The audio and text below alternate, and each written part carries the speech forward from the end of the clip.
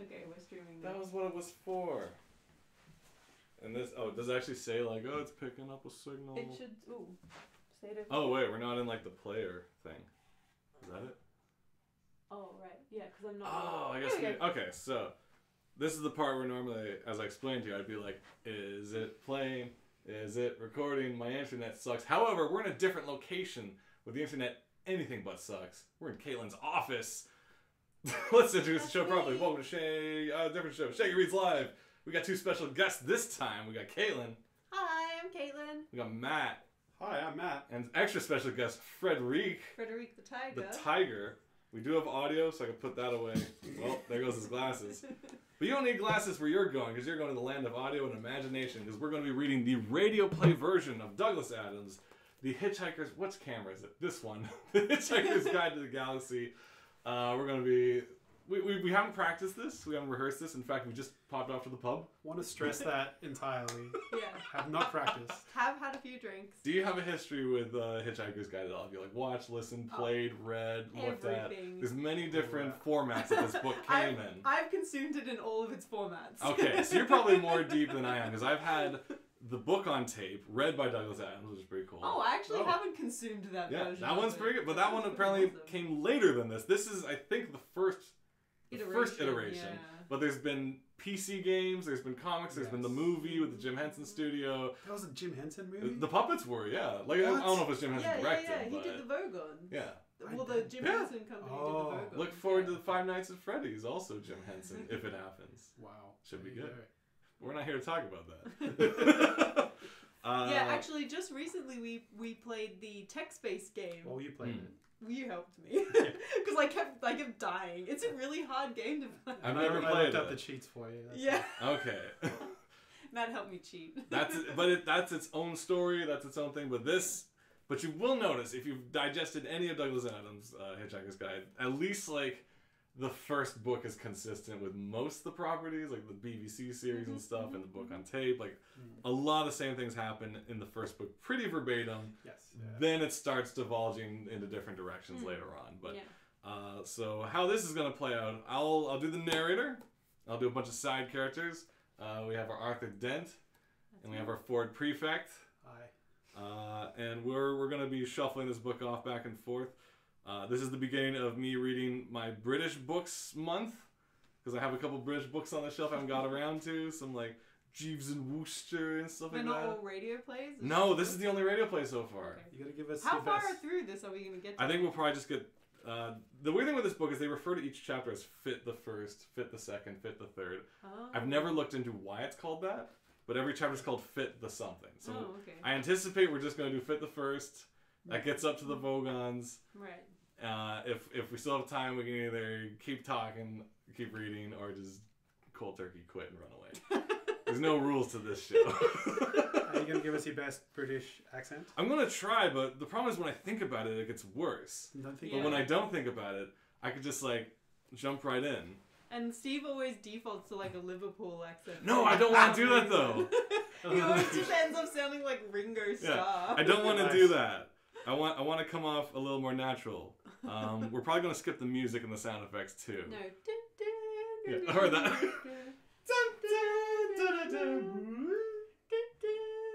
I got no musical talent.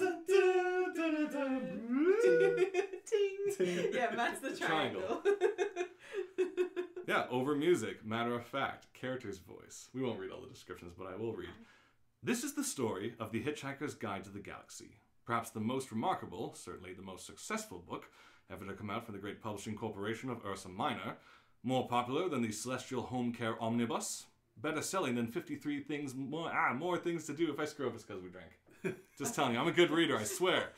More things to do in Zero Gravity, and more controversial than Oolong Khalifa's trilogy of philosophical blockbusters, Where God Went Wrong. Some more of God's greatest mistakes, and Who is this God person anyway? And in many of the more relaxed civilizations in our outer eastern rim of the galaxy, The Hitchhiker's Guide has already supplanted the great Encyclopedia Galactica as the standard repository of all knowledge and wisdom, because although it has many omissions, contains much that is apocryphal, or at least widely inaccurate, it scores over the older, more pedestrian work in two important ways. First, it is slightly cheaper, And second, it has the words "Don't Panic" inscribed in large, friendly letters on the cover. To tell the story of the book, it is best to tell the story of some of the minds behind it. A human from the planet Earth was one of them. Though, as our story opens, he no more knows his destiny than the tea leaf knows the history of the East Indian Company. His name is Arthur Dent. He's a 6-foot-tall ape descendant, and someone is trying to drive a bypass through his home. Alright, now this is where we kind of just do this thing. Okay. You can read sound effects if you want. Oh, okay. General road building noises. All this. Well, you can like onomatopoeia then maybe. Just, No. Oh, I see. give me a... Alright. She's stealing your thunder. Come off it, Mr. Dent. You can't win, you know. There's no point in lying down the path of progress. I've gone off the idea of progress. It's overrated. But you must realize you can't lie in front of the bulldozer indefinitely. I'm game. We'll see who rusts first. I'm afraid you're going to have to accept it. This bypass has got to be built, and it's going to be built. Nothing you can say or do... Why has it got to be built? Your Arthur's very demanding. His house is being torn down, though, so I understand why. I missed the line. What do you mean, why has it got to be built? It's a bypass. You've got to build bypasses. Didn't anyone consider the alternatives? There aren't any alternatives. Look, you are well entitled to make any suggestions or protests at the appropriate time. Appropriate time? The first I knew about was when a workman arrived at the door yesterday.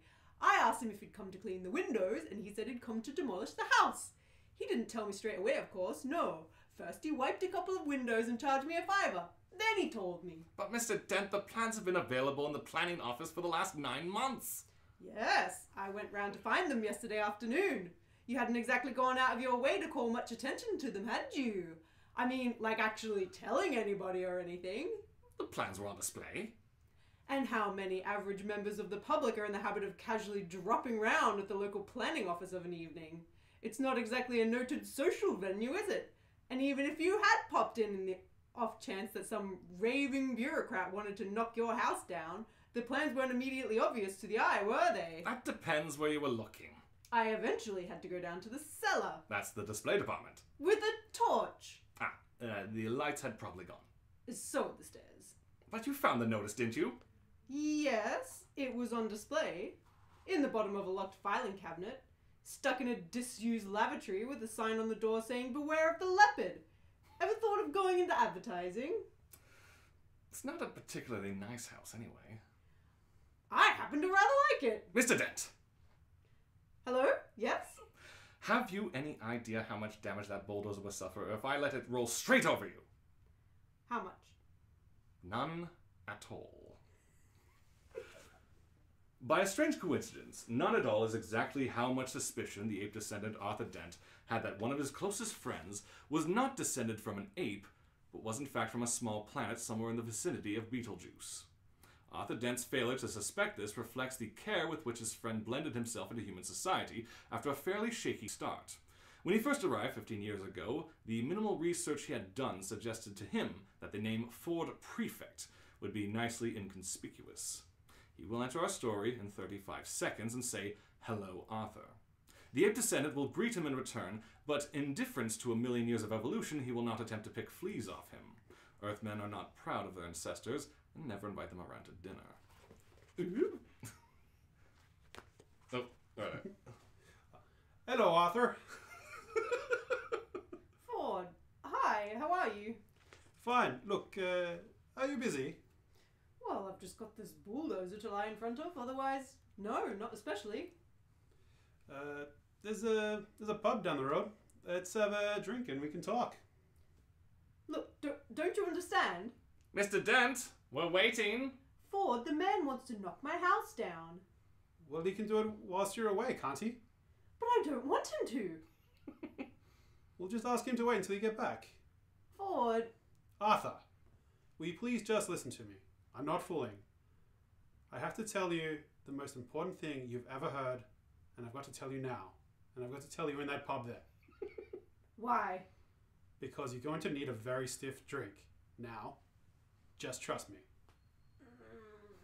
I'll see what I can do. It better be good. Hello, Mr. Prosser? Yes, Mr. Dent? Have you come to your senses yet?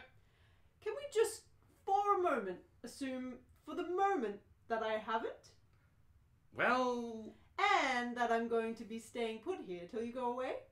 So You're going to be standing around all day doing nothing. could be... Well, if you're resigned to the standing around doing nothing all day, you don't actually need me to be here all the time, do you? No, not as such. So if you can just take that as a read, then I'm actually here. I could just slip off down to the pub for half an hour. How does that sound? That sounds very reasonable, I think, Mr. Dent. I'm sure we don't actually need you there for the whole time. We could just hold up our end of the confrontation. And if you want to pop off for a bit later, I can always cover for you and then return. Oh, well, thank you. Yes, that'll be fine, Mr. Dent. Very kind. And of course, it goes without saying that you don't try and knock my house down whilst I'm away. What? Good Lord, no, Mr. Dent. The mere thought hadn't even begun to speculate about the merest possibility of crossing my mind. Do you think we can trust him? Myself, I trust him till the end of the earth. Yes, but how far's that? About 12 minutes away. Come on, I need a drink. By drink, Ford Prefect meant alcohol. The Encyclopedia Galactica describes alcohol as a colorless, volatile liquid formed by the fermentation of sugars. It also notes its intoxicating effect on certain carbon-based life forms. The Hitchhiker's Guide to the Galaxy also mentions alcohol. It says that the best drink in existence is the Pan-Galactic Goggle Blaster, the effect of which is like having your brain smashed out with a slice of lemon wrapped around a large gold brick. The guide also tells you on which planet the best Pan-Galactic Goggle Blaster are mixed, and how much you can expect to pay for one, and what a voluntary organization exists to help you rehabilitate. The man who invented this mind-pummeling drink also invented the wisest remark ever made, which was this: never drink more than 2 Pan-Galactic Goggle Blasters unless you are a 30-ton elephant with bronchial pneumonia. Pneumonia. It starts with a P. You got it. It's really hard. Doesn't roll off the tongue. Yeah, you did it. His name is Zaphod Beetlebrox, and we shall learn more of his wisdom later. Ford. Pub. I'm in a pub. Rhubarb. Ah. 6 pints of bitter, and quickly, please. The world's about to end. Oh, yes, sir. Nice weather for it. Going to watch the match this afternoon, sir. No point. Foregone conclusion, that? You reckon, sir? Arsenal without a chance? No, it's just that the world's going to end. Of course, sir. As you said. Lucky escape for Arsenal if it did. No, not really. There you are, sir. 6 points. Beer sounds. Where are we? Keep the change. What? From a fiver? Oh, thank you, sir. You got 10 minutes left to spend it. Ford, would you please tell me what the hell is going on? I think I'm beginning to lose my grip on the day. Drink up. You've got 3 pints to get through. 3? At lunchtime? Time is an illusion. Time is an illusion. Lunchtime, doubly so. Very deep. You should send that into Reader's Digest. They've got a page for people like you. Drink up. Why 3 pints? Muscle relaxant. You'll need it. Did I do something wrong today? Or has the world always been like this and I've been too wrapped up in myself to notice? Alright, I'll try to explain. How long have we known each other, Arthur? I don't know. Why? Do you think it's the sort of thing you've... Oh, wait. What? 5. 5 years? I skipped ahead. Maybe 6? Most of it seems to make some kind of sense at the time. Alright, how would you react if I said that I'm not from Guildford, after all, but from a small planet somewhere in the vicinity of Beetlejuice? I don't know. Why? Do you think it's the sort of thing you feel you're likely to say? Drink up. World's about to end. This must be a Thursday. I could never get the hang of Thursdays. How appropriate. I know, right? On this particular Thursday, something was moving quietly through the ionosphere miles above the surface of the planet. But few people on the surface of the planet were aware of it. One of these 6,000 million people who hadn't glanced into the ionosphere recently was called Lady Cynthia Fitzmelton.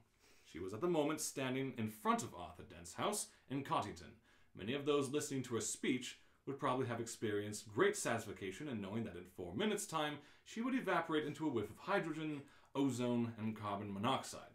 However, when the moment came, they would hardly notice because they would be too busy evaporating themselves. You want to be Lady Cynthia?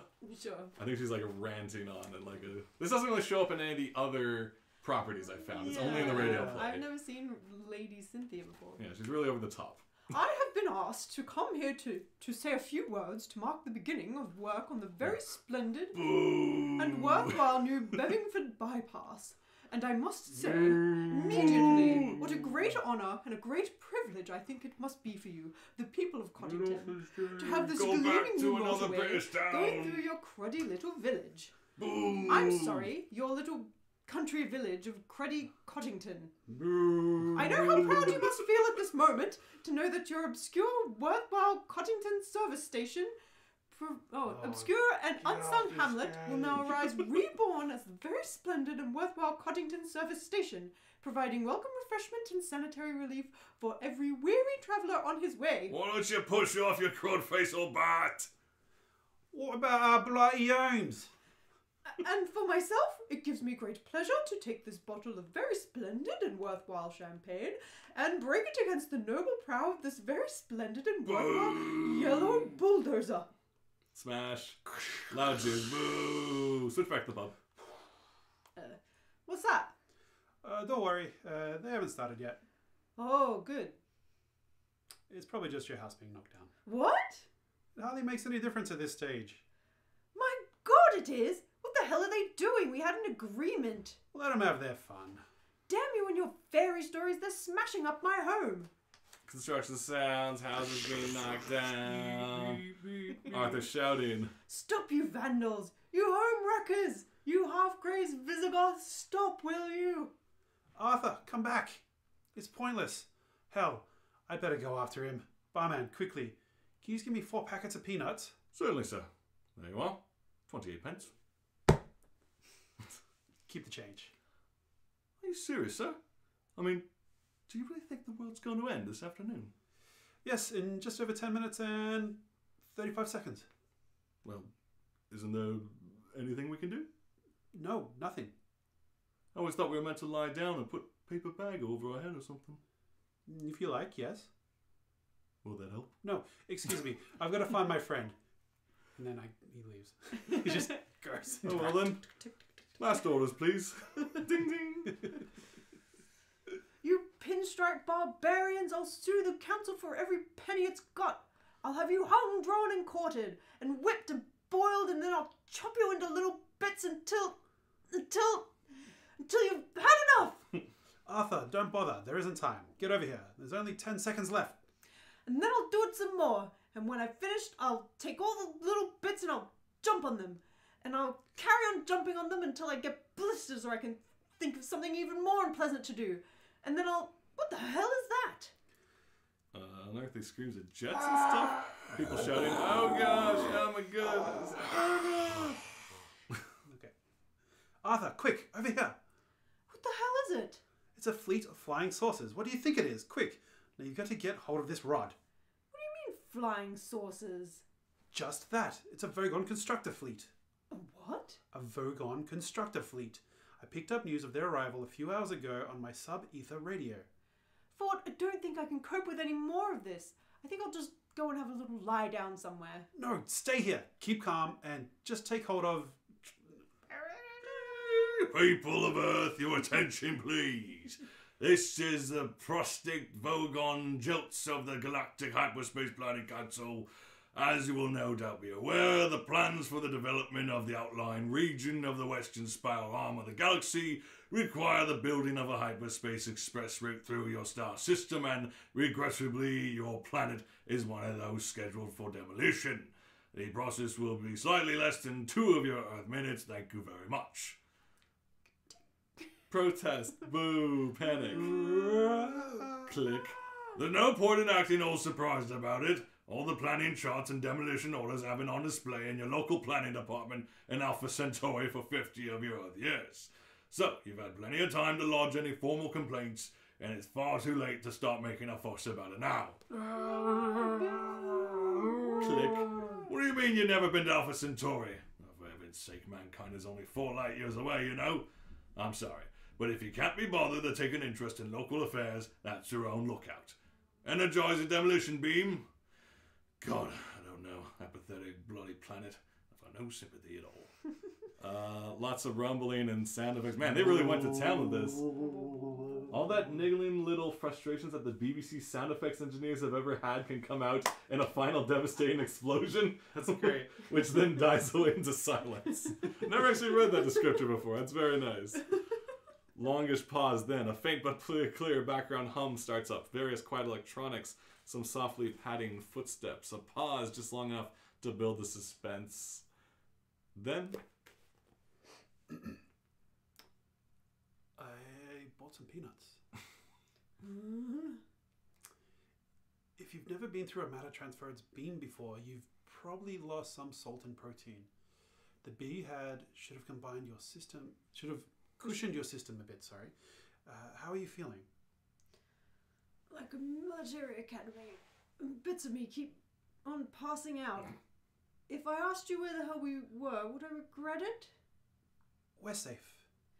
Good. We're in a small galley cabin in one of the spaceships of the Vergon constructor fleet. This is obviously some strange usage of the word safe that I wasn't previously aware of. I'll have a look for the light. Alright, how did we get here? We hitched a lift. Excuse me? Are you trying to tell me that we just stuck out our thumbs and some bug-eyed monster stuck his head out and said, "Hi fellas, hop right in, I can take you as far as the Baggingstoke roundabout"? Well, the thumb's an electronic sub-ether device. The roundabout said Barnard Star, 6 light years from here, but otherwise that's more or less right. And the bug-eyed monster? Is green, yes. Fine. When can I go home? You can't. I found the light. Good grief! Is this really the interior of a flying saucer? It certainly is. What do you think? Oh, it's a bit squalid, isn't it? What did you expect? Well, I don't know. Gleaming control panels, flashing lights, computer screens. Not old mattresses. These are the Dentrasi sleeping quarters. I thought you said they were called Vogons or something. The Vogons run the ship. The Dentrasi are the cooks. They let us on board. I'm confused. Here, have a look at this. What is it? The Hitchhiker's Guide to the Galaxy. It's a sort of electronic book. It'll tell you everything you want to know. That's its job. I like the cover. Don't panic. It's the first helpful or intelligible thing anybody's said to me all day. That's why it sells so well. Here, press the button on the screen. Press this button and the screen will give you the index. Several million entries. Fast wind through the index to V. There you go. Vergon Constructor Fleet. Enter the code on the tabulator and read what it says. Vogon Constructor Fleets. Here's what you do if you want to get a lift from a Vogon. Forget it. They're one of the most unpleasant races in the galaxy. Not actually evil, but bad-tempered, bureaucratic, officious, and callous. All those things.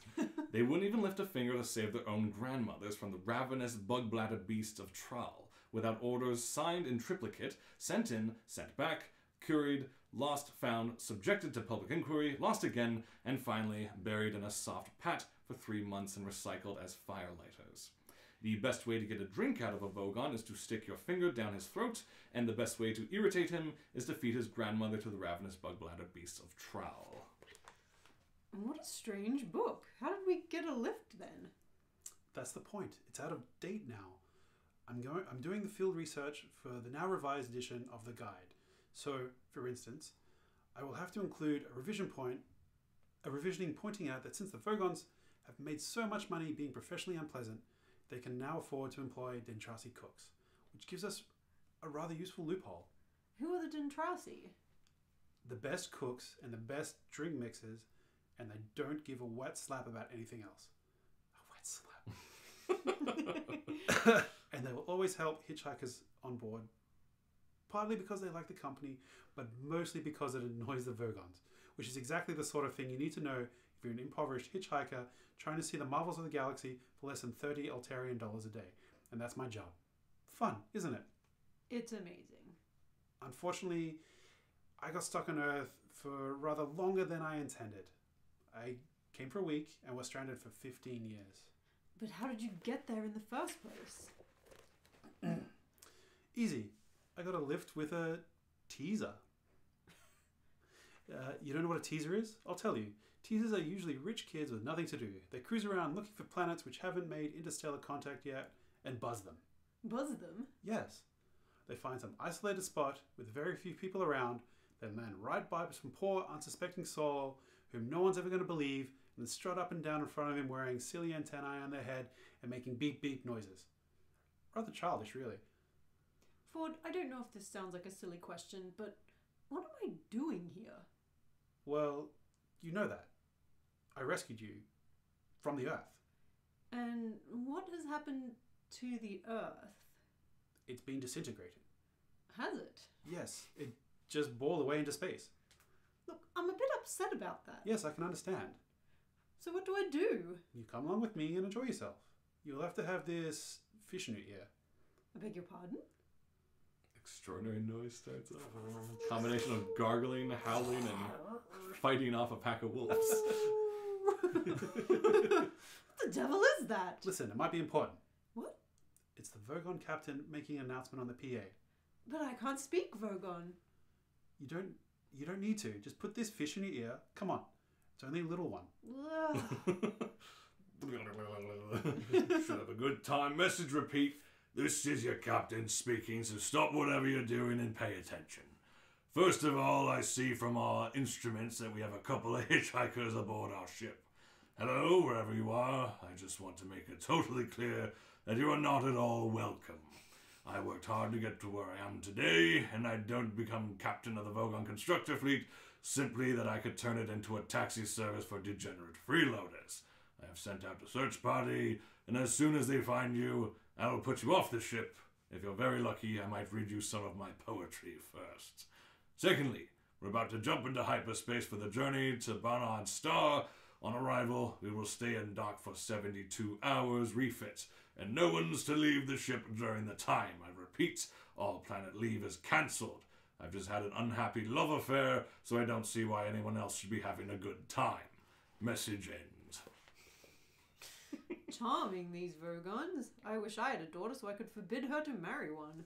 You wouldn't need to. They've got as much sex appeal as a road accident. And you better be prepared for the jump into hyperspace. It's unpleasantly like being drunk. Well, what's so unpleasant about being drunk? You ask a glass of water. Ford? Yes. What's this fish doing in my ear? Translating for you. Look under Babelfish in the book. What's happening? Wait, translate. Oh, there's a lot of sound effects. We're going into hyperspace. Hyperspace sounds. Oh. Distorted sound until the narrative voice cuts across it. The Babelfish is small, yellow, leech-like, and probably the oddest thing in the universe. It feeds on brainwave energy, absorbing all unconscious frequencies and then excreting telepathically a matrix formed from the conscious frequencies and nerve signals picked up from the speech centers of the brain. The particular upshot of which is that if you stick one in your ear, you can instantly understand anything said to you in any form of language. The speech you hear decodes the brainwave matrix. Now it is such a bizarre and probably coincidence that anything so mind-bogglingly useful could evolve purely by chance that some thinkers have chosen to see it as final clinching proof of the non-existence of God. The argument goes something like this. I refuse to prove that I exist, says God, for proof denies faith, and without faith I am nothing. But, says man, the Babelfish is a dead giveaway, isn't it? It proves you exist, and so therefore you don't. QED. Oh dear, says God. I hadn't thought of that, and promptly vanishes in a puff of logic. Oh, that was easy, says man, and for an encore he proves that black is white and gets killed on the nearest zebra crossing. Most leading theologians claim that the arguments is a load of dingo's kidneys, but that didn't stop Oolong Clifford making a small fortune when he used it as a central theme of his best-selling book, Well, That About Wraps It Up for God. Meanwhile, the poor Babelfish, by efficiently removing all barriers to communication between different cultures and races, has caused more and bloodier wars than anything else in the history of creation. What an extraordinary book. Help me write the new edition. No, I want to go back to Earth, I'm afraid. Or its nearest equivalent. You're turning down 100 billion new worlds to explore? Did you get much useful material on Earth? I was able to extend the entry, yes. Oh, let's see what it says in this edition then. Okay. Let's see. Earth. Tap out the code. Beep, beep, beep, beep. There's the page. Oh, it doesn't seem to have an entry. Yes, it does. See, right there at the bottom of the screen. Just under Eccentrica Galumbits, the triple-breasted whore of Eroticon 6. What? There? Oh, yes. Harmless. Is that all it's got to say? One word? Harmless? What the hell is that supposed to mean? Well, there are 100 billion stars in the galaxy with a limited amount of space in the book, and no one knew much about the Earth, of course. Well, I hope you've managed to rectify that a little. Yes, I transmitted a new entry off to the editor. He had to trim it a bit, but it's still an improvement. What does it say now? Mostly harmless. Mostly harmless? That's the way it is. We're on a different scale now. Okay, Ford, I'm with you. I'm bloody well coming with you. Where are we now? Not far from Barnard Star. It's a beautiful place and sort of a hyperspace junction. You can get virtually anywhere from there. That's marching feet for everyone listening. Banging on steel door. Yeah. Oh, you've missed your Oh, line. my apologies. That is assuming we actually get there. Now, What's that? well, if we're lucky, it's just the Vogons come to throw us out into space. And if we're unlucky? If we're unlucky, the captain might want to read us some of his poetry first. Vogon poetry is, of course, the third worst in the universe. The second worst is that of Asgoth of Krea during the recitation of their poet Master Grunthos the Flatulent of his poem Ode to the Small Lump of Green Putty I Found in My Armpit one midsummer morning. 4 of his audience members died of internal hemorrhaging, and the president of the Mid-Galactic Arts Nobbling Council survived by gnawing one of his own legs off. Granthos is reported to have been disappointed by the poem's reception and was about to embark on a reading of his 12th book epic entitled My Favorite Bath Time Gurgles, when his own major intestine, in a desperate attempt to save humanity, leapt straight up through his neck and throttled his brain. The very worst poetry of all perished along with its creator, Paula Nancy Milestone Jennings of Greenbridge, in the destruction of the planet Earth. Vogon poetry is mild by comparison, and when the Vogon captain began to read, it provoked this reaction from 4 prefects. Where are we? Oh. Ah! And this from Arthur Dent. Oh, friddle grumbly, thy Mictilians are to me as plebled Gurgle-Bochicks in Ludwig B. Group, I implore thee, by fortune, Turnelstroms, and hop-tipsily trangled with my crinkety-bide wurtles, for otherwise I will rend thee to the Gerberwarts with my Blagroschens. See if I don't. So, Earthlings, I present you with a simple choice. I was going to throw you straight into the empty blackness of space to die horribly and slowly, but there is one way, one simple way in which you may save yourselves. Think very carefully, for you hold your very lives in your hands. Now, choose. Either die in the vacuum of space or... Dramatic chord. Dun, dun, dun. Tell me how good you thought my poem was. Will our heroes survive this terrible ordeal? Can they win through with their integrity unscathed? Can they escape without completely compromising their honor and artistic judgment? Tune in next week for the next exciting installment of The Hitchhiker's Guide to the Galaxy. Dun, dun, dun, dun, dun, dun, dun. Dun, dun, dun, dun, dun. Dun, dun, dun, dun, dun, dun. Dun, dun, dun, dun, dun. Yeah, that's about right. Cool. Where does that put us in time? Yeah, we look good. It's 8:34. Oh, damn, we can... I pose it to you guys. Are you up for Fit the Second? Can we make it through another fit? I think we can fit it up with the best. So fit another fit in. We can fit another fit in. Just brush off my hair. It is warm in here. Yes. Oh yeah, this office gets Take a quick swig of water.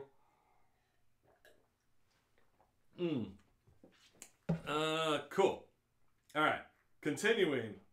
Oh, someone's at a place called Juicy. Cool. That is not for right now. It's for half an hour from now. Continuing, Hitchhiker's Guide to the Galaxy. We're now entering Fit the Second. Man, there's a chunk of narration, so let's see if we can blast through this I'm just gonna quick. sit back and, Yes, and all right. enjoy it. Fit the Second. Narrator. Far out in the uncharted backwaters of the unfashionable end of the western spiral arm of the galaxy lies a small, unregarded yellow sun. It says unregarded, I guess. Orbiting this in the distance of roughly 90 million miles is an utterly insignificant little blue-green planet whose ape-descendant life forms are so amazingly primitive that they still think digital watches are a pretty neat idea. This planet has, or had, a problem, which was this. Most of the people living on it were unhappy, for pretty much all the time. Many solutions were suggested for this problem, but most of these were largely concerned with the movements of small green pieces of paper, which is odd because on the whole it wasn't the small green pieces of paper that were unhappy.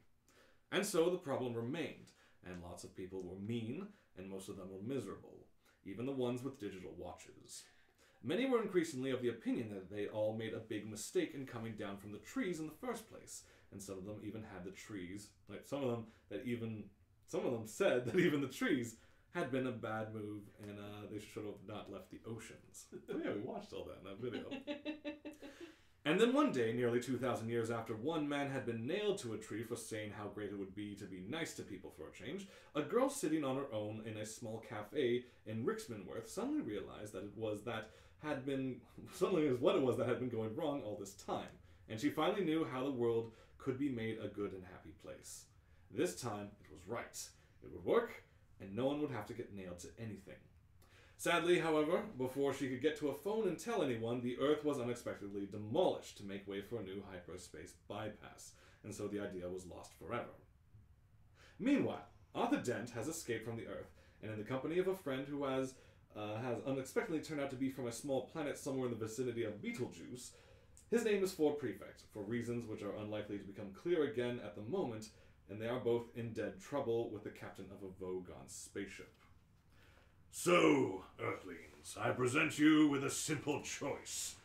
Think carefully, for you hold your lives in your hands. Now choose. Either die in the vacuum of space, or... Dramatic chord shrubbery? Is that a term? Shrubbery? Tell me how... I guess it's from the Monty Python Shrubbery, from literally the chord from the Holy Grail. A shrubbery! Tell me how good you thought my poem was. I liked it. Oh, good. Oh, yes. I thought that some of the metaphysical imagery was really particularly effective. Yes. Oh, and interesting rhythmic devices too, which seem to counterpoint the Counterpoint the surrealism of the underlying metaphor of the humanity of Vogonity. Of the poet's compassionate soul, which contrives through the medium of the verse, structured to sublimate this, transcend that, and come to terms with the fundamental dichotomies of the other, and one is left with a profound and vivid insight into whatever the poem was about. Well done, Arthur. That was very good. So what you're saying is that I write poetry because underneath my mean, callous, heartless exterior, I really just want to be loved? Is that right? Well, I mean, yes, don't we all? Deep down, No, well, you're completely wrong. I just write poetry to throw my mean, callous, heartless exterior into sharp relief. I'm going to throw you off the ship anyway. Guard, take the prisoners to number 3 airlock and throw them out. They're being grabbed and strangled and dragged away. You can't throw us off into deep space. We're trying to write a book. Resistance is useless. I don't want to die now. I've still got a headache. I don't want to go to heaven with a headache. I'll be all cross and I won't enjoy it. You can't do this. Why not, you beauty creature? Oh, why not? Why not? Does there have to be a reason for everything? Why don't you just let us go on a mad impulse? Go on, live a little, surprise yourself. Door humming closed. Counterpoint the surrealism of the underlying metaphor. Death's too good for them. I guess you guys are in space now, or you're in an airlock before space? We're in the Oh no, air. you're still being dragged down corridor because Vogon guard. Cool. Let go of me, Sorry. you brute. Don't you worry, I'll think of something. See the course actor's guide to spaceship guards. What the? There's a lot of weird side notes in this. Resistance is useless. I woke up this morning and thought I'd have a nice relaxed day, do a bit of reading, brush the dog. It's now just after 4 in the afternoon and I'm already being thrown out of an alien spaceship 5 light years from the smoking remains of the Earth. All right, just stop panicking. Who said anything about panicking? This is still just culture shock. You wait till I've settled down in the situation and found my bearings, then I'll start panicking. Arthur, you're getting hysterical. Shut up. Resistance is useless. You can shut up as well. Resistance is Oh, useless. give it a rest. Do you really enjoy this sort of thing? Resistance is... What do you mean? I mean, does it give you a full satisfying life, stomping around, shoving, pushing people out of spaceships? Well, the hours are good. They'd have to be. But now that you come to mention it, I suppose the most of the actual minutes are pretty lousy. So some of the shouting I quite like that. Resistance is... Sure, yes. You're very good at that, I can tell. But if it's mostly lousy, then why do you do it? What is it? The girls? The leather? The machismo? Well, I don't know. I think I just sort of do it, really. There, Arthur, you think you've got problems. Yeah, this guy's still half throttling me. Yeah, but try and understand his problems. Here he is, poor lad. His entire life's work is stamping around, throwing people off spaceships. And shouting. And shouting, sure. But he doesn't even know why he's doing it. Sad. Well, now you put it like that, I suppose. Good lad. But alright, so what's the alternative? Well, stop doing it, of course. Well, doesn't sound that great to me. Now, wait a minute. That's just the start. There's more to it than you see. No, I think it's all the same to you. I better just get back to shouting and this airlock. I can't see the word there. Shoved into. And we both shoved in this airlock, and then go and get on with some other bits of shouting I've got to do. But, come on, now look. Ow! Stop that! Hang on. There's music and art and things to tell you about. Yeah. Resistance is useless. You see, if I keep it up, I can eventually get promoted to senior shouting officer. And there aren't usually many vacancies for non-shouting and non-pushing people out officers. So I think I better stick to what I know. But thanks for taking of an interest. Bye now. Stop! Don't do it! No, listen, there's a whole world you don't know anything about. Here, how about this? Da-da-da-dum. First bar of Beethoven's Fifth. It's a da-da-da-dum. Oh, okay. I should have read that bit first. Just the other way. Da-da-da-dum. Doesn't that stir anything in you? Airlock. Boy, I'll mention what you said to me aunt. A potentially bright lad, I thought. We're trapped now, aren't we? Yes, we're trapped. Well, didn't you think of anything? Oh, yes, but unfortunately it rather involved being on the other side of the airtight hatchway they've just sealed behind us. So what happens next? The hatchway in front of us will open automatically in a moment, and we'll shoot out into deep space and asphyxiate in about 30 seconds. So this is it. We're going to die. Yes, except... No. Wait a minute. What's this switch? What? Where? No, I was only fooling. We're going to die after all. You know, it's at times like these when I'm trapped in a Vogon airlock with a man from Beetlejuice and about to die of asphyxiation in deep space that I really wish I'd listened to what my mother told me when I was young. Why? What did she tell you? I don't know. I didn't listen. Terrific. Lots of Hans and air escaping and airlocks, and there. The Hitchhiker's Guide to the Galaxy is a truly remarkable book. The introduction starts with this. Space, it says, is big. Really big.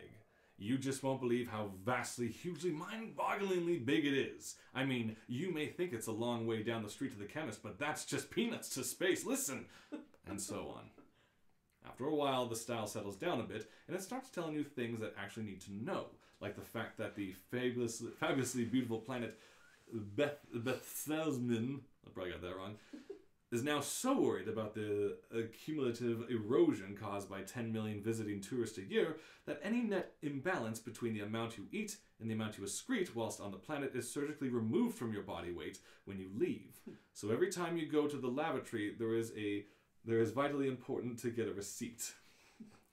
In the entry in which it talks about dying of asphyxiation 30 seconds after being thrown out into a spaceship, it goes on to say that with the space being the size it is, the chances of being picked up by another craft within those seconds are 2 to the power of 267,709 to 1 against, which, by a staggering coincidence, is also the telephone number of his Islington flat where Arthur once went to visit a very good party and met a very nice girl whom he entirely failed to get off with. Though the planet Earth, the Islington flat, and the telephone have all now been demolished, it is comforting to reflect that there are some small way commemorative, that they in a some small way commemorative dated. There's so many crazy words in this. By the fact that 29 seconds later, Ford and Arthur were in fact rescued. A bunch of sound effects of alien things. Holy crap! Wow, that's like a paragraph. What the of sound hell? effects. That's a paragraph. Oh no, okay. Yeah, Look, there's sound this. effects, and then there's more. Oh, okay. Infinite. Infinity minus 2 seconds, infinity minus 4 seconds. I guess it's a robot voice. Alien body intake, the entry bay 2, highly improbable factor, checking, improbability, coefficient, infinity minus 1, coefficiency, factorable, factorized, alien life forms, carbonized, intake sector, galactic coordinates, ZZ9, Pearl Z Alpha. This is really a wild flurry of sound. This is all sound effect description. That's all sound effects. This is really a wild flurry of sound which quietly dies away into the background as the dialogue begins. Soon afterwards, a slowly quiet watch sounds build, blah blah blah blah blah hovers forward. Like, just read out the note. It's worth spending a little time getting the tape right because it will be useful on occasions in the future. Jeez. Alright. Alright guys, just imagine that every single time Yeah. we need to refer back. That sound. That you. I told you I'd think of something. Oh, sure. Bright idea of mine to find a passing spaceship and get rescued by it. Oh, come on. The chances against it were astronomical. Don't knock it. It worked. Now, where are we? Well, I hardly like to say this, but it looks like the sea front at South End. God, I'm relieved to hear you say that. Why? Because I thought I might be going mad. Perhaps we weren't rescued after all. Perhaps we died. What's that meant to mean? When I was young, I used to have this nightmare about dying. I used to lie awake at night screaming. All my school friends went to heaven or hell, and I was sent to South End. Perhaps we'd better ask somebody what's going on. How about that man over there? The one with 5 heads crawling up the wall? Yes. 6, excuse me. That's Oh, okay. So, excuse me. Excuse me. Sound effects, trumpeting, elephant or something. You know, if this is South End, there's something very odd about it. You mean the way the sea stays steady as a rock and the buildings keep washing up and down? Yes, I thought that was odd. We have a new character now. Girl voice cuts through the increasingly dreamlike quality of everything going on. Because I could be Trillian. Yeah, you should be Trillian. Yes. Wait, wasn't she like what's her face from like Yes, she was New Girl or Zoe Deschanel? Deschanel. I can't do Zoe Deschanel's voice because I don't know what it sounds like. Well, just do it. Just do it. I'll just do my normal, not hurting my throat voice. Yes. 2 to the power of 100,000 to 1 against and falling. What was that? Sounds like a measurement of probability. Hey, that couldn't mean no. What? I'm not sure, but it means we definitely are on some kind of spaceship. South End seems to be melting away. The stars are swirling. A dust bowl. Snow. My legs drifting off into the sunset. Hell, my left arm's come off too. How am I going to operate my digital watch now? Ford, you're turning into a penguin. Stop it. 2 to the power of 75,000 to 1 against and falling. Okay. There is a very slight quack. Hi, who are you? Who are you? What's going on in there? And is there any way of stopping it? It's Ford quack talking with the voice. quack voice because he's a penguin. Please relax. No, You're you perfectly. should do Donald Duck. Can you do that? No, I can't. No? Oh well. Please relax. You're perfectly safe. That's not the point. The point is that I'm a perfectly safe penguin. Okay, sorry, I should be doing the penguin voice. No, perfectly safe penguin, and my colleague is rapidly running out of limbs. It's alright, I've got them back now. 2 to the power of 50,000 to 1 against and falling. Admittedly, they're longer than I usually like them, but... Isn't there anything you feel you ought to be telling us? Welcome to the Starship Heart of Gold. Please do not be alarmed by anything you see or hear around you. You are bound to feel something initially ill effects, and you have been rescued from certain death at the improbability level of 2 to the power of 267,709 to 1 against, possibly much higher. We're now cruising at a level of 2 to the power of 25,000 to 1 against and falling, and we will be restoring normality as soon as we are sure what is normal anyway. Thank you. 2 to the power of 20,000 to 1 against and falling. Arthur, this is fantastic.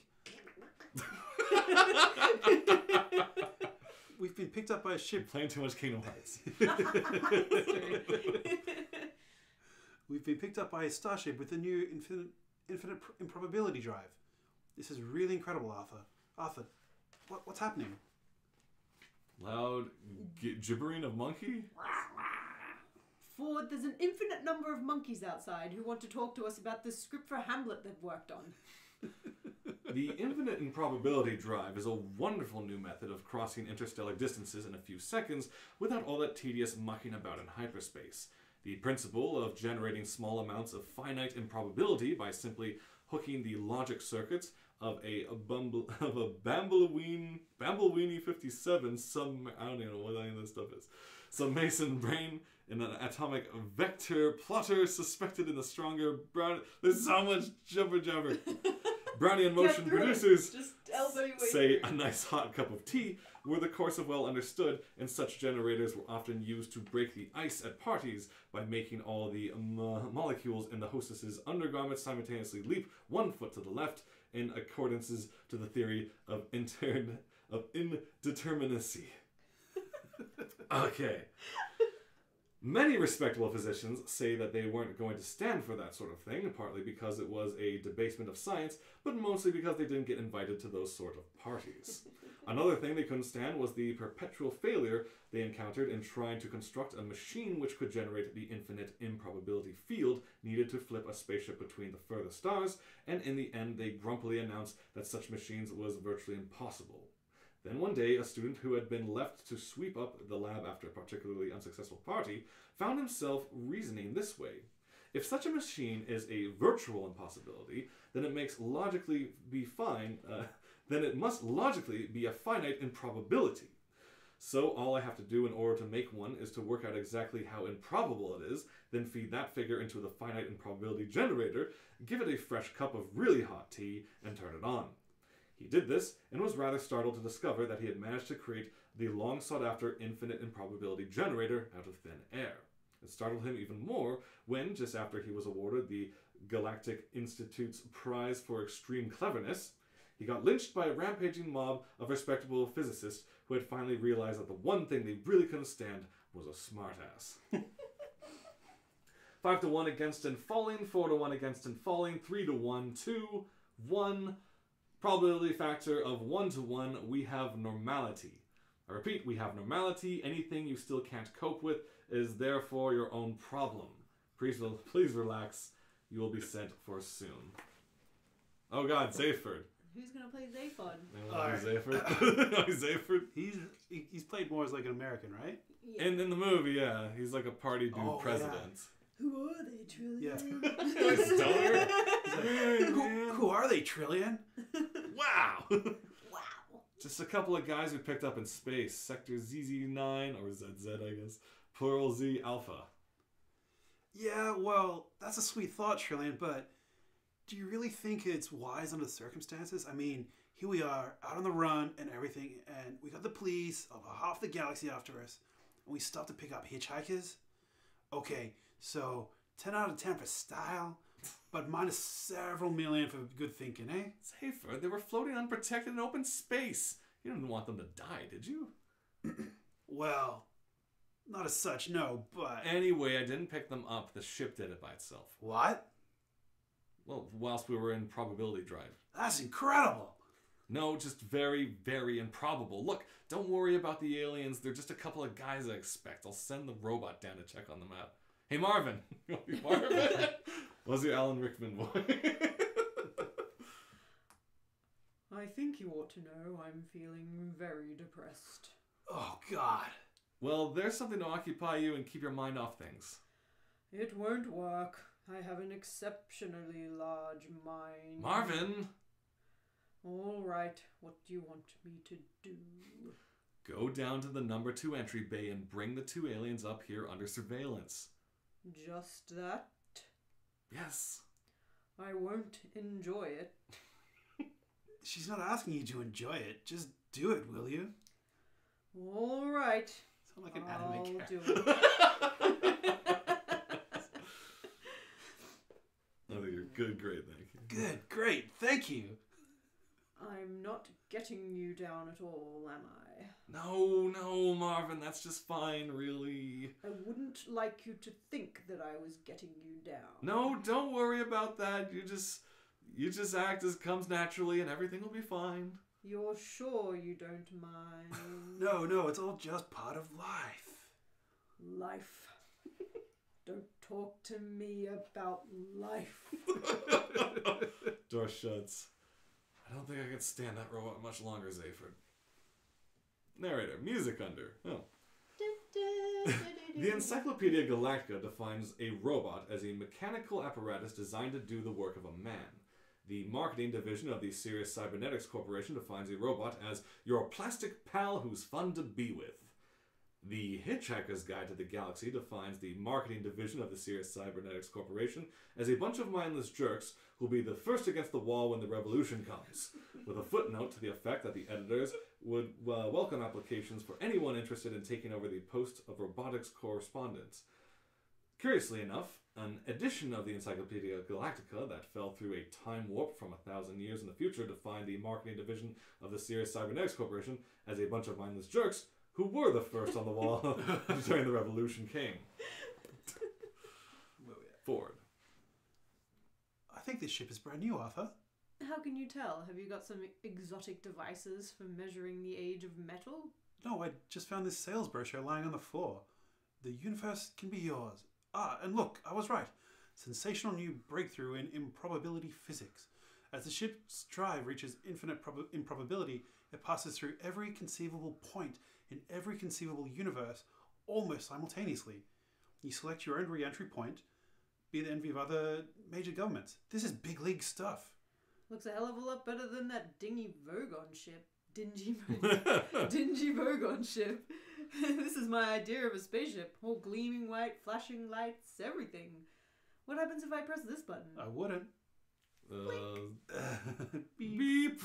Oh, What happened? a sign lit up saying, "Please do not press this button again." They make a big thing out of the ship's cybernetics, a new generation of Sirius Cybernetics Corporation robots and computers, with a new GPP feature. GPP, what's that? It says genuine people personalities. Sounds ghastly. Shink. It is. What? Ghastly. It all is. Absolutely ghastly. Just don't even talk about it. Look at this door. All the doors in this spacecraft have a cheerful and sunny disposition. It is their pleasure to open for you, and their satisfaction to close again, with the knowledge of a job well done. Hateful, isn't it? Come on, I've been ordered to take you up to the bridge. Here I am, brain the size of a planet, and they tell me to take you up to the bridge. Call that job satisfaction? 'Cause I don't. Excuse me, which government owns this ship? You watch this door. It's about to open again. I can tell by the intolerable air of smugness it suddenly generates. Come on. Glad to be of service. Thank you, the marketing division of the Sirius Cybernetics Corporation. You're welcome. Which government owns this ship? Let's build robots with genuine people personalities, they say. So they tried it out with me. I'm a personality prototype. You can tell, can't you? I hate that door. I'm not getting you down, am I? Which government owns this ship? No government owns it. It's been stolen. Stolen? Stolen? Who by? Zaphod Beeblebrox. Zaphod Beeblebrox. Sorry, did I say something wrong?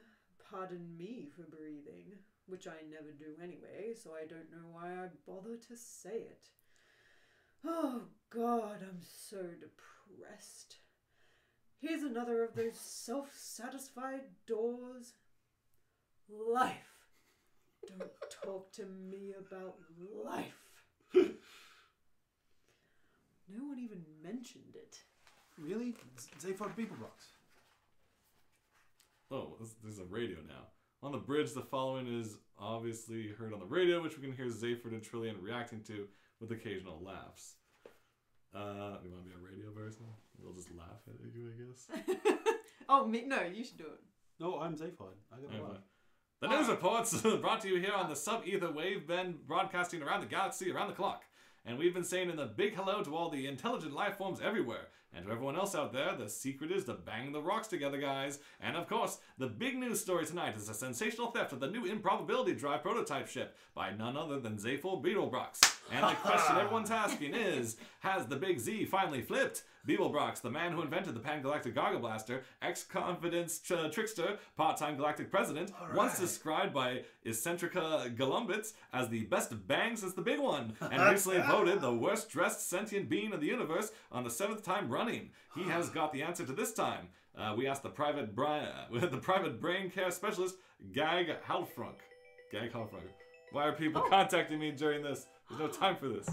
What time is it now, actually? Yeah, what time is it? I'll get back to you. I told you it wasn't until 9. Oh, it is 9. Oh, God. All right, we got to blast through this. Okay. How many more pages? There's only like 2 more pages left. Okay, we do it. Okay. We do this. All right, speed round. Guy called friends. Well, look, Zaphod's just this guy, you know. Radio switches off. What? Why'd you turn it off for, Trillian? Zaphod, I just thought of something. Yeah? We picked those couple of guys up in sector... Zaphod, please take your hand off me. And the other... and that other one, thank you. Oh, and the... okay, he has multiple hands. That wasn't described yet. And the other one, thank you. And the other one. Zaphod. I grew that one especially for you, Trillian. You know that? It took me 6 months, but it was worth every minute. We picked them up in sector ZZ9, plural Z Alpha. Does that mean anything to you? On the whole, no. That's where you originally picked me up. Let me show you. It's on the screen. Zoop. Right there. Hey, right. I don't believe it. How the hell did we come to be there? Improbability drive. We passed through every point in the universe. You know that. Yes, but picking him up there is just too strange a coincidence. I want to work this out. Computer! Oh, Eddie the computer. Hi there. Oh, God. I want you to know that whatever your problem, I am here to help you solve it. Look, I think I'll just use a piece of paper. Sure thing. I understand. If you ever need... Shut up! Okay. Trillian, listen. The ship picked him up all by itself, right? Right. So that already gives us a high improbability factor. It picked them up in that particular space sector. Say that 10 times fast. Which gives us another high improbability factor. Plus, they were not wearing spacesuits, so we picked them up during a critical 30-second period. I've got a no on that factor here. Put it all together, and we have a total improbability of, well, it's pretty vast, but it's not infinite. At what point do we actually pick them up? At infinite improbability level. Which leaves us with a very large improbability gap still to be filled. Look, they're on the way up here now, aren't they? With that bloody robot?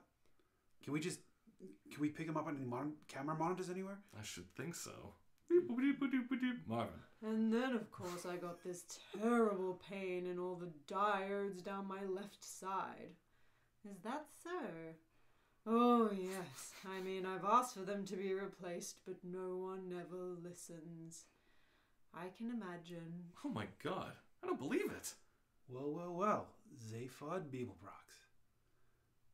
Safe. Okay, We're all talking to ourselves now. I don't believe it. This is just too amazing. Look, Trillian, I'll handle this. Is anything wrong?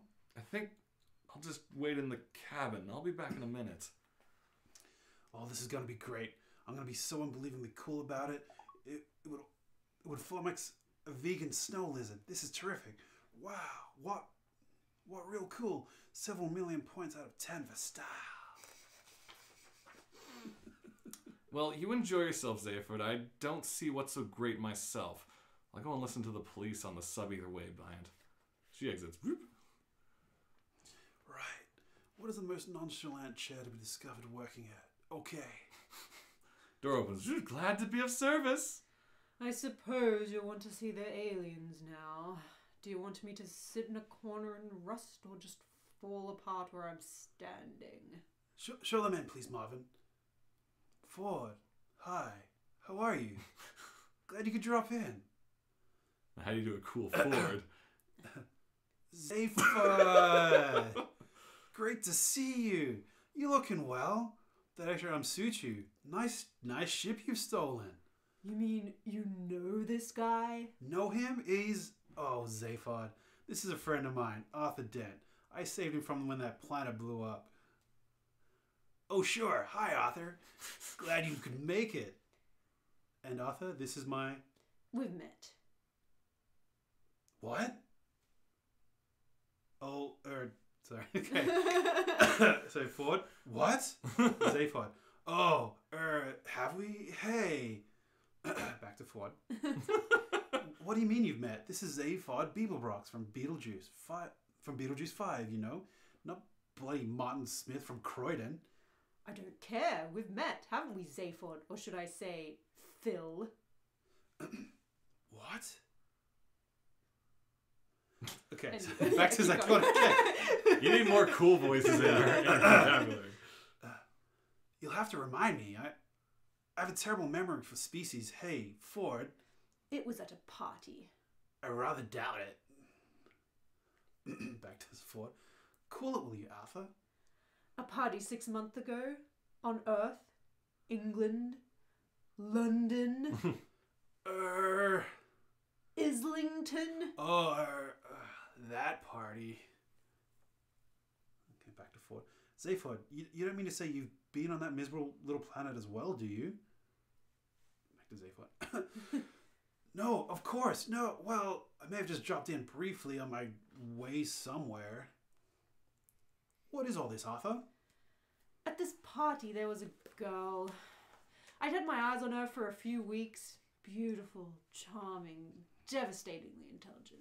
Everything I'd been saving myself up for. And just when I'd finally managed to get her for myself for a few minutes, a few tender moments, this friend of yours barges up and says, "Hey doll, is this guy boring you? Come and talk to me. I'm from a different planet."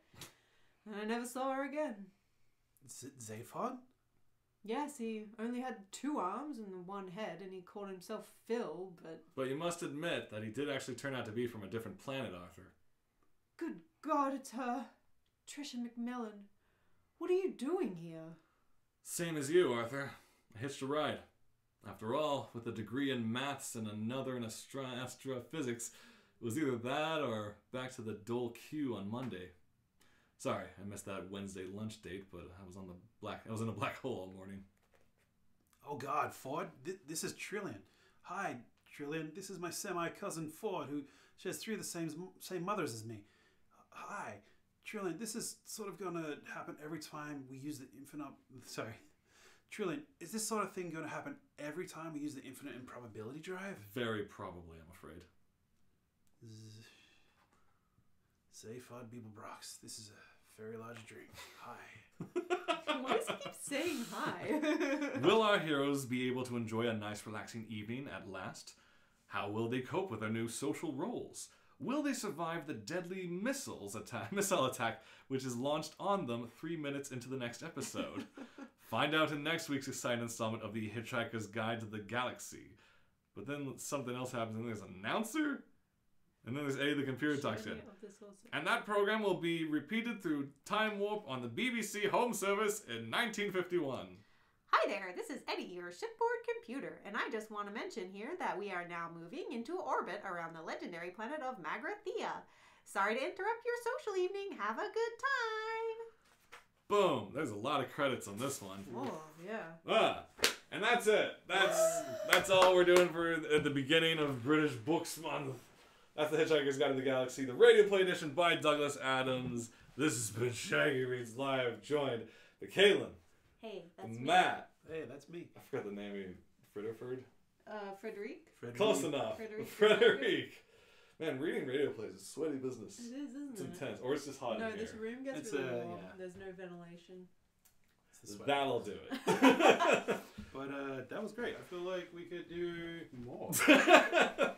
Well, we'll find out, because next week I was contemplating reading a little bit from either Jeeves and Wooster or something from Neil Gaiman. So we'll see what happens. Stay tuned. Where's the camera? Okay, goodbye.